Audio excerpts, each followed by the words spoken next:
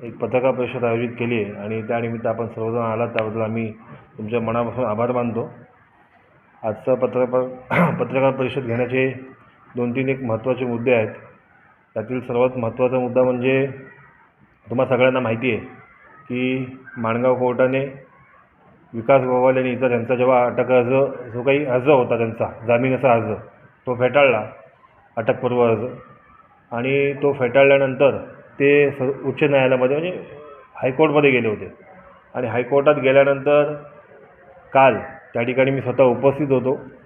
त्या ठिकाणी ज्या वेळी 621 नंबरला विकास गोगावले यांचा अटकपूर्व जामीन न्यायाधीशांच्या समोर आला त्यावेळी त्या ठिकाणी त्यांचे जे वकील होते हर्षद भडभडे यांनी वकिलांनी जेव्हा आर्ग्युमेंट चालू केली आणि सांगितलं की अशा अशा प्रकारची घटना घडली आणि आमचे जे काही विकास गोगावले आहेत हे त्यामध्ये कुठेही नाही, हे चुकीचं आहे, तर आम्हाला अटकपूर्व जामीन मिळावा।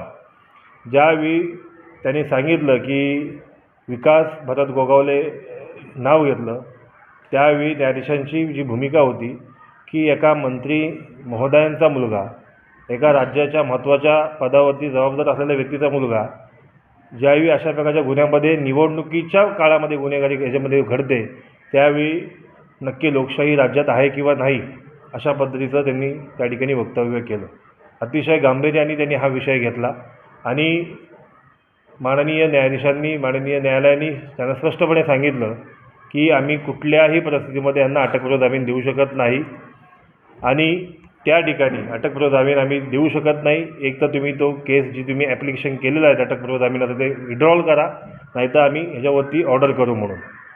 अनेक वेळ त्या ठिकाणी साधारण अर्धा पाऊण तास आर्ग्युमेंट झाली आणि त्या आर्ग्युमेंटमध्ये शेवटी त्यांचा अटकपूर्व जामीन हा माननीय उच्च न्यायालयाने फेटाळलेला आहे। आता विकास गोगावले हे ज्या दिवशी पासून फरार आहेत, आज 2 तारखेपासून मला वाटतं आज 25 तारीख आहे, पोलिसांच्या कुठल्याही व्यक्तीने त्यांना अजूनपर्यंत पकडलेलं नाही।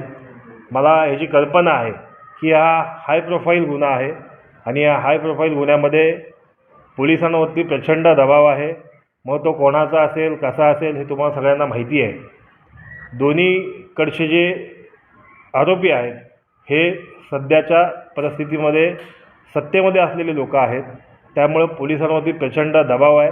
कुठल्याही दोन्ही आरोपींना अटक केलं जात नाही आहे आणि सर्वात महत्त्वाचं म्हणजे आता राज्याचे मंत्री असलेले भरत गोगावले साहेब जर आता त्या दिवशी सांगतायत की माझ्या मुलांनी काही केलं नाही आहे, तर मग त्यांचा मुलगा फरार का आहे आणि राज्याचे मंत्री म्हणून जर त्यांच्या मुलांनी काही केलं नसेल तर त्यांनी त्यांच्या मुलाला पोलिसांच्या ताब्यात देण्यापासून का घाबरत आहेत, हा आमचा प्रश्न आहे।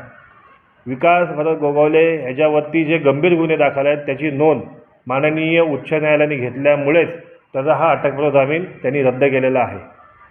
तसं बघायला गेला तर आज ज्या दिवशी हा न्यायालयाने अर्ज फेटाळला त्यानंतर रात्रीपासून मला आलेल्या माहितीनुसार विकास गोगावले सुशांत राभरेकडे सेटलमेंट करा आणि हा गुन्हा थांबवा, आपण दोघंही यातून फ्री होऊन जाऊ, अशा पद्धतीने सेटलमेंट करण्यासाठी विकास गोगावले एका व्यक्तीच्या माध्यमातून त्याच्या कॉन्टॅक्टमध्ये जात आहे अशी मला माहिती आहे। आता गोगावल्यांच्या अंगाशी आल्यामुळे आज हा मॅटर सेटलमेंट करण्यापर्यंत त्यांची विषय सुरू झालेले आहेत। आता सेटलमेंट करायचा की नाही करायचा हा विषय सुशांत राभरेचा आणि महेश गोगावलेचा असणार आहे, परंतु माझ्या माहितीनुसार हा विषय ते सेटलमेंट करण्याच्या दृष्टीने सुरू केलेला आहे आणि ह्यामध्ये काही पोलीस बांधव, काही पोलीस अधिकारी त्यांना मदत करत आहेत अशी मला माहिती आहे। माझी खरंच विनंती आहे सगळ्या म्हणजे आपल्या रायगडच्या पोलीस अधीक्षकांना आणि इथं नमूद करावं असं वाटते, न्यायालयाने ह्या सगळ्या घटना घडल्यानंतर पोलिसांचे विशेष आभार मानले, कारण की राज्याच्या मंत्री आणि विद्यमान आमदारांच्या मुलावरती गुन्हा दाखल करणं हे पोलिसांचं धाडस आहे आणि पोलिसांनी तसं केलं, त्यामुळं राज्याच्या रायगड जिल्ह्याच्या अधीक्षकांचं माननीय म्हणजे पोलिसांचं सगळ्यांचंच माननीय कोर्टाने आभारसुद्धा मानले आणि म्हणजे धाडस केल्याबद्दल त्यांचं अभिनंदनसुद्धा केलं की बाबा असंही होऊ शकतं। त्यामुळं रायगडच्या ज्या पोलीस अधीक्षक आहेत त्यांच्यावरती आम्ही मागच्या वेळी सांगितलं की आमचा विश्वास उडत चालला होता, परंतु आता आम्हाला कुठंतरी वाटतं आहे की राज्यामधून ज्या काही घटना घडतात त्याचा दबाव माननीय पोलीस अधीक्षकांवरती दिसून येतो आहे. परंतु त्या गोष्टीने ते जे काय आता पाऊल टाकत आहेत ते आम्हाला कुठंतरी समाधानकारक वाटतं आहे आणि लवकरच ते ह्या आरोपींना अटक करतील अशा पद्धतीचं वातावरण आम्हाला बघायला मिळतं आहे काही ह्या कालच्या दिवसापासून. आता मागच्या वेळी मी तुम्हाला सांगितलं होतं की विकास गोगावले आणि ही जी काही टीम आहे ही भेटत नाही आहे पोलिसांना, तर मग पोलिसांना काहीतरी सहकार्य आपण केलं पाहिजे असं मला वाटतं आहे. म्हणून मी मागच्या वेळी सांगितलेलं व्हिडिओ कॉन्फरन्सच्या माध्यमातून माझ्या की आपण त्यांना 51,000 रुपयाची बक्षीस विकास गोगावलेला देऊ आणि 10,000 रुपये इतर गुन्हेगारांना देऊ. परंतु तो आकडा मला आज वाढवायचा वाटतो आहे. तो आज मी आकडा 1 लाखावरती नेतो. 1 लाख रुपये मी त्याला बक्षीस द्यायला तयार आहे, जो विकास गोगावलेचा पत्ता सांगेल आणि पोलिसांच्या स्वाधीन त्याला करेल. माझी तर ह्यापेक्षाही अजून वेगळी मागणी आहे की आमदार गोगावलेंनी स्वतः पोलिसांना जाऊन त्याचे कान पकडून पोलिसांच्या ताब्यात विकास गोगावले दिलं पाहिजे की हा माझा मुलगा जरी असला तरी मी ह्या ठिकाणचा आमदार आहे, मी या राज्याचा मंत्री आहे आणि तरीसुद्धा माझा मुलगा जर चुकीचा वागला असेल, नसल वागला तर न्याय ठरवेल, न्यायव्यवस्था ठरवेल, पण तिथं जमा केलं पाहिजे. पण आमदार गोगावले असं करताना दिसत नाही आहे.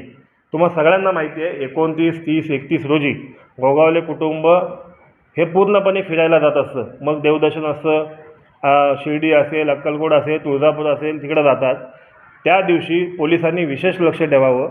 हा जो फरार आरोपी आहे विकास गोगावले हा त्या दिवशी तुम्हाला कुठं ना कुठंतरी देवळामध्ये यांच्यासोबत दर्शन करताना भेटेल.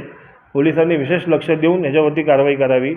एवढा गंभीर गुन्हा असतानासुद्धा न्यायालयाने याची दखल घेतली असतानासुद्धा अशा प्रकारचे आरोपी भेटत नसतील तर खरंच आम्हाला खूप वाईट वाटतं आहे. त्यामुळं माझी तुम्हा पत्रकारांच्या माध्यमातून विनंती आहे की आपण जे काही बोलतो आहे हे कुठल्याही वैयक्तिक व्यक्तीला किंवा कशाला विरोध नाही आहे. माझा सरळ आणि साधा स्पष्ट म्हणणं आहे की जे चुकीचं घडलं आहे, जे बेकायदेशीर घडलेलं आहे त्याच्यावरती कारवाई करून अशा लोकांना हुकुमशाही करण्यापासून किंवा महाडमध्ये दहशत निर्माण करण्यापासून जर का थांबवायचं असेल तर त्याच्यावरती अटक होणं अतिशय गरजेचं आहे. त्यामुळे माझी सर्व तुमच्या माध्यमातून पोलिसांनासुद्धा विनंती आहे की तुम्ही ह्याच्यावरती नक्कीच कारवाई करा. यामध्ये अजून एक विषय आमच्या नजरेस आला आहे, तो तुमच्या ह्याच्यात सांगितलंच की उच्च न्यायालयाच्या नंतर आता ते सर्वोच्च न्यायालयातसुद्धा जातील. सुप्रीम कोर्टात जाण्याशिवाय त्यांच्याकडे आता पर्याय राहिलेला नाही आहे. परंतु सुप्रीम कोर्टात गेल्यानंतरसुद्धा त्यांना अशा प्रकारचं बेल मिळेल असं मला वाटत नाही. परंतु सेटलमेंट झाली तर मला वाटतं विकास गोगावले हे ह्या गुन्ह्यातून बाहेर येऊ शकतात. परंतु त्यांनी किती जरी काही केलं तरी माझ्यासारखा सर्वसामान्य कार्यकर्ता माझ्यावरती असलेला जो काही त्यांनी केलेला हल्ला हा कधी विसरू शकत नाही आणि त्यांनी किती जरी काही केलं तरी माझ्या वतीने जे मला काही मांडायचं आहे, जे मला काही करायचं आहे ते मी माझ्या पद्धतीने न्यायालयामध्ये करणारच आहे. मी तुमचा जास्त वेळ घेणार नाही. आज तुम्हा सगळ्यांना माहिती आहे की विकास गोगावलेच्या वाढदिवसानिमित्त वेगवेगळे कार्यक्रम आयोजित केले जातात. माझी शेतकरी संघटना, शेतकरी यांना विनंती आहे की माझा तुमच्या कुठल्याही कार्यक्रमाला विरोध नाही, परंतु सर्वसामान्य कार्यकर्त्याकडं एखादा वेगळा न्याय दिला जातो आणि नेत्याकडं एक वेगळा न्याय दिला जातो.